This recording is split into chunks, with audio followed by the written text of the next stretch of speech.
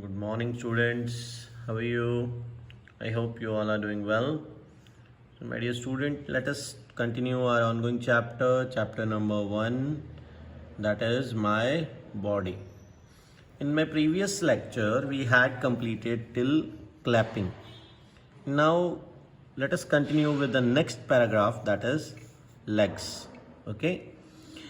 Legs we all know हमारी legs क्या function करती हैं, हमें एक प्लेस से दूसरे प्लेस में मूव करने में हेल्प करती हैं. ठीक है, एक जगह से दूसरी जगह अगर जाना हो तो हम क्या करते हैं, हमारी लेग्स का ही तो यूज़ करते हैं चलने के लिए.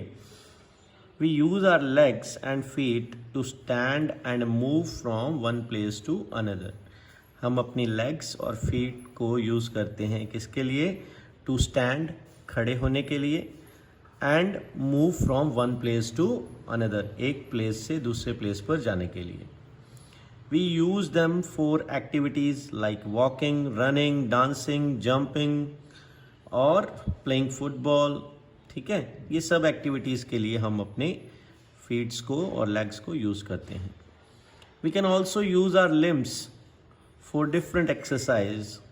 हम अपने इन लिम्स को डिफरेंट एक्सरसाइज के लिए भी यूज़ करते हैं. एक्सरसाइज करते हैं ना हम लेग्स के साथ. ठीक है. हैव यू हियर्ड समवन से can you stretch like a cat और can you sit like a frog. कभी हमसे किसी ने बोला है कि कैट के जैसे स्ट्रैच करो. ठीक है, बॉडी को स्ट्रैच करना जो हम बोलते हैं. एंड फ्रॉग के लाइक फ्रॉग रेस होती है ना, हम गेम्स वगैरह में फ्रॉग रेस लगाते हैं, तो सिट लाइक अ फ्रॉग. ठीक है. Use your limbs and try out these exercise for relaxation and body awareness. Exercise से क्या होता है, बॉडी रिलैक्स होती है और अवेयरनेस आती है ना, अटेंटिव रहती है बॉडी. ठीक है. Sorry. So next is fly like a bird. Let your arms hang loose by your sides. देखिए यहाँ पे ये एक पोस्चर बना हुआ है ना एक स्टूडेंट का, ऐसा पोस्चर बना के देखना है. ठीक है. Let your arms hang loose by your sides. Arms को लूज कर दीजिए साइड की तरफ. लीन फॉरवर्ड मतलब आगे की साइड में, जैसे ये जो भी ये कैंडिडेट है ये आगे की साइड में झुका हुआ है ना, that is lean forward. And slowly lift up your arms behind you. धीरे धीरे अपनी आर्म्स को ऊपर की साइड में उठाइए. एज हाई एज पॉसिबल, जितना हम कर सकते हैं. Hold the position for some time, then relax in a standing position. पहले इस पोजिशन को होल्ड करो, फिर धीरे धीरे खड़े हो. ठीक है, स्टैंडिंग पोजिशन में आ जाओ. So this is the one pose of exercise. Now move to the next, that is pose like a cobra. कैसा पोज है ये, कोबरा लाइक पोज. ठीक है. I think it is visible. Yes, now it is visible. So let us read. Pose like a cobra. Lie on your stomach on a mat. एक mat के ऊपर अपने stomach को नीचे टच करते हुए लेट जाओ. Place your hands palms down under your shoulder. जैसे ये रखे हुए ना पाम्स एंड शोल्डर, ऐसे रख लेने हैं your shoulders. Lift your head and chest of. अपना हेड और अपना चेस्ट को ऊपर उठाना है, जैसे ये वाला पोज बनाना है. ठीक है. The floor using your hands and push up until your arms sorry chest of the floor.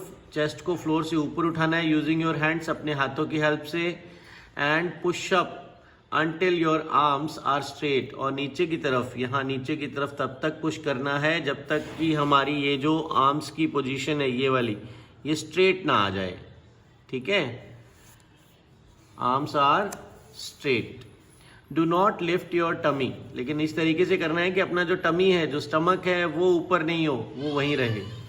Hold this position then relax. पहले इस पोजीशन को होल्ड करके रखना है एंड देन आफ्टर इसको फिर रिलैक्स मोड में आ जाना है. Now move to the next pose, kneeling like a camel. Camel की तरह करना. Kneel on the ground ground पे इस नीज पोस्चर में बैठ जाइए, नीज को टच करके। Take your right hand back and rest it on your right heel. देखिए कैसे करना है। Take your right hand back, अपने राइट हैंड को पीछे की तरफ ले जाना है, and rest it on your right heel, और उसको अपने हील के ऊपर टच करवाना है। And do the same with your left hand, और फिर सेम चीज हमें अपने लेफ्ट हैंड से करनी है।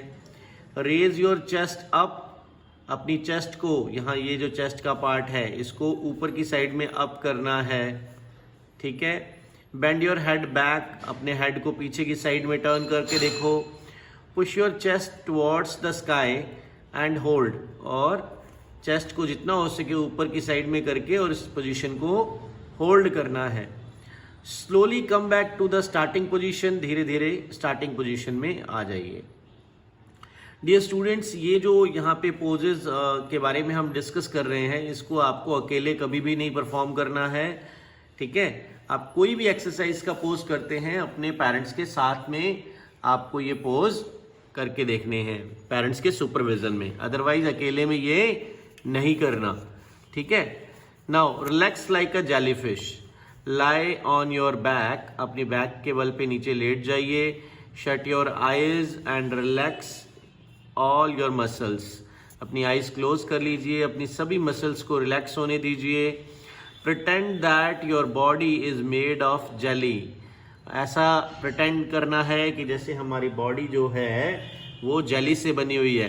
देखिए जेली का मीनिंग क्या है कि जेली को हम जहां भी रखेंगे वहां फैल जाती है एकदम, तो वैसे ही जस्ट एकदम स्मूथली फैल के सो जाइए, सिंपल लेट जाइए। Breathe deeply and slowly for several minutes, लंबी लंबी गहरी सांसें लीजिए for several minutes, till several minutes तक, ठीक है। Bones and muscles, the next topic. Bones are the hardest part of our body, bone हमारी बॉडी के अंदर सबसे हार्डेस्ट पार्ट होते हैं। We can feel them through our skin in our forehead, backbone, ribs, elbow, legs and knees. हम अपनी bones को कहाँ कहाँ देख सकते हैं? बहुत सारी जगह होती है ना बोन्स, हम वहाँ फील भी कर सकते हैं। हम अपने फोरहेड को टच करके देखिए, वहाँ पे हमें अपनी बोन दिख जाएगी, बोन फील हो जाएगी। रिब्स में हम बोन को फील कर सकते हैं, लेग्स में बोन को फील कर सकते हैं। दबा के देखो ना, स्किन के नीचे बोन ही तो होती है, ठीक है। Bone give our body shape and protect the soft body parts. ये चैप्टर के स्टार्ट में मैं बता चुका हूं कि बोन्स जो हैं वो हमारी बॉडी को शेप प्रोवाइड करती हैं और सॉफ्ट पार्ट्स को प्रोटेक्ट करती हैं। बताया था ना, हार्ट एंड लंग्स के एग्जांपल दिया था। Muscles are layer of flesh, muscle क्या होते हैं? फ्लैश के लेयर है। फ्लैश किसको बोलते हैं? मांस को, ठीक है। They control all movement of body and amount of force we can exert. ये जो मसल्स होती हैं ये हमारी बॉडी के मूवमेंट्स को कंट्रोल करती हैं और जो हम फोर्स लगाते हैं उसको भी, ठीक है। We would not be able to run, stand, chew और इवन ब्लिंक विदाउट मसल। हम मसल्स के बिना इनमें से कोई भी एक्टिविटी नहीं कर सकते, ना हम रनिंग कर सकते हैं, ना हम खड़े रह सकते हैं, ना च्यू कर सकते हैं। इवन हमारी जो आई ब्लिंक करते हैं, पलक झपकना, वो भी हम विदाउट मसल नहीं कर सकते। ये सब चीज़ों में हमारी जो बॉडी के मसल्स होते हैं वो हमें हेल्प करते हैं, ठीक है।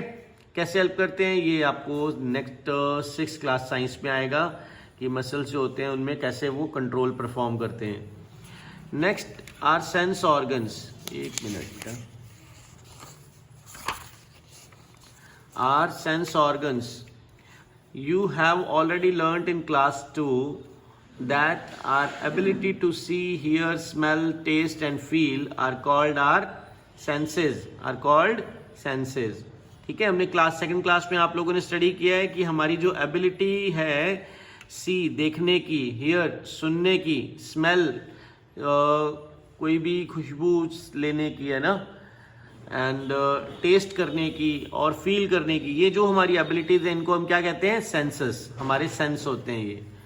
We have 5 sense organs that help us in physically. हमारे पास 5 सेंस ऑर्गन्स होते हैं जो हमें इन कामों में हेल्प करते हैं, physically understanding what happening around us. Our sense organs are, हमारे सेंस ऑर्गन कौन कौन से हैं? Eyes, ears, nose, tongue and skin. These are our sense organs. Okay. Next is eyes. Eyes के बारे में start करते हैं. Yes, visible is, yes, this is visible. Eyes help us to see everything around us, such as different people, color, shape and sizes. Eyes जो हैं वो हमें help करती हैं किस चीज़ के लिए? To see everything around us. हमारे चारों तरफ जो कुछ भी है उसको देखने में eyes help कर रही हैं. जैसे अलग अलग टाइप के लोग, डिफरेंट टाइप ऑफ पीपल, अलग अलग कलर्स, शेप, साइज, इन सब चीज़ों को आइडेंटिफाई करने में आईज हमारी हेल्प कर रही हैं. They help us read books. हमें बुक्स रीडिंग में, आप बुक रीड कर रहे हो ना, मैं यहाँ पे वीडियो जो आप मेरा वॉच कर रहे हो या मैं बुक रीड कर रहा हूँ with the help of eyes. We also express our feeling with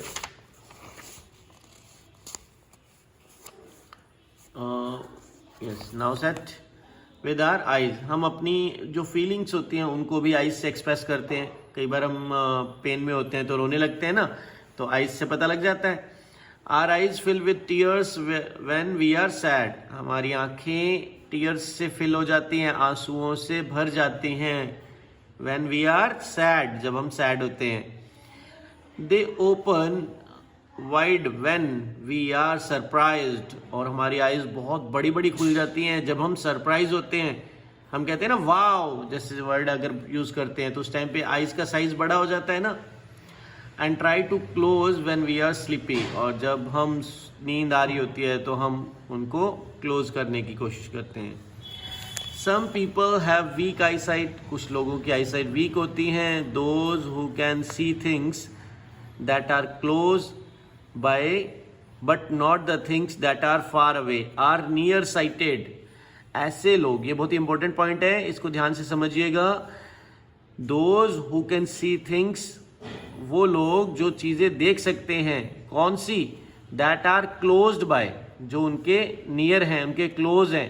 ठीक है. but not the things that are far away. लेकिन जो दूर वाली चीजें होती हैं वो नहीं देख सकते, पास वाली चीजें देख सकते हैं. तो इस तरीके का जो आई डिफेक्ट है उसको हम बोलते हैं नियर साइटेड. क्या बोलते हैं उसको? Near sighted. On other hand, दूसरी बात, people who can see distant object clearly but not things near by. लेकिन वो पीपल जो दूर की चीजें तो साफ देख सकते हैं लेकिन पास की चीजें नहीं देख सकते. But not things near bye, जो पास वाली चीजें होती हैं उनको साफ नहीं देख सकते. ठीक है. Such as the print in a book. जैसे हमारी बुक रीड करने में उनको अगर प्रॉब्लम होगी, बुक नियर बाय होती है ना, तो इस तरीके की जो आई प्रॉब्लम है इसको बोलते हैं फार साइटेड. ठीक है. जिसमें दूर का दिख रहा है लेकिन पास का नजर नहीं आ रहा या क्लियर नजर नहीं आ रहा, तो इसको बोलते हैं farsighted. An eye doctor of, जो आई डॉक्टर होता है ना उसको हम क्या बोलते हैं? उसको हम बोलते हैं ऑफ्थेल्मोलॉजिस्ट. ऑफ्थेल्मोलॉजिस्ट. ठीक है. Find out the cause of weak eye sight and advises the use of spectacles और कॉन्टैक्ट लेंसेज. जो आई डॉक्टर होते हैं ऑफ्थेल्मोलॉजिस्ट, ये जो ऑफ्थेल्मोलॉजिस्ट होते हैं ये क्या हमें हेल्प करते हैं? ये हमारी वीक आई साइट के बारे में आइडेंटिफाई करके और उसके रीज़न हमें बताते हैं, नंबर 1. और फिर हमें स्पेसिफिक जो स्पेक्टिकल्स रिक्वायर्ड हैं वो एडवाइस करते हैं, या कॉन्टैक्ट लेंस की अगर किसी को नियर साइट है उसके अकॉर्डिंग, अगर या किसी को फार साइटेड है तो उसके अकॉर्डिंग लेंस हमें ये एडवाइस करते हैं. Spectacles and contact lenses help people see clearly. Spectacles और contact lenses जो होते हैं वो peoples को help करते हैं ताकि लोग clear देख सकें. Some people are blind and cannot see at all. कुछ लोग होते हैं जो blind होते हैं, ठीक है, जिनको कुछ भी नहीं दिखाई देता. Eyes should be tested by an eye doctor once a year और when a person find it difficult to see clearly. ठीक है. आइज वंस इन ईयर एक बार ज़रूर हमें आई टेस्ट करवाना चाहिए, और या फिर जब भी हमें आई की प्रॉब्लम अगर फील होती है उसी टाइम पर.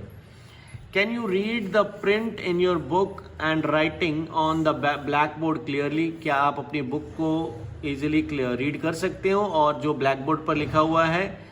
If not, you must tell your teacher and parent. अगर आपको इन दोनों में से कोई प्रॉब्लम आ रही है, आप स्कूल में हैं तो टीचर को बताइए, और अगर आप घर पे हैं तो अपने पेरेंट्स को ज़रूर इन्फॉर्म कीजिए, ठीक है, कि अगर आपको बुक रीडिंग में या फिर ब्लैकबोर्ड पे लिखा हुआ पढ़ने में अगर आपको कोई प्रॉब्लम आ रही है.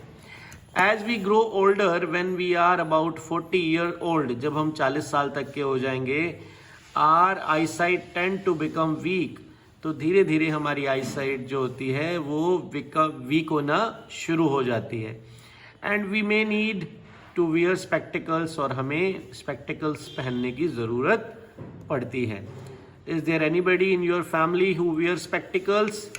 क्या हमारी फैमिली, आपकी फैमिली में कोई है जो स्पेक्टिकल्स पहनता हो? तो क्या करना है, उनसे पूछना है कि वो नियर साइटेड हैं या फार साइटेड हैं. तो you can relate your teaching, your study with practical life. Okay, thank you. आज इस वीडियो में इतना ही रीड करेंगे. आई होप कि आपको समझ आ रहा होगा. And if you have any problem then please call me. Thank you. Have a nice day.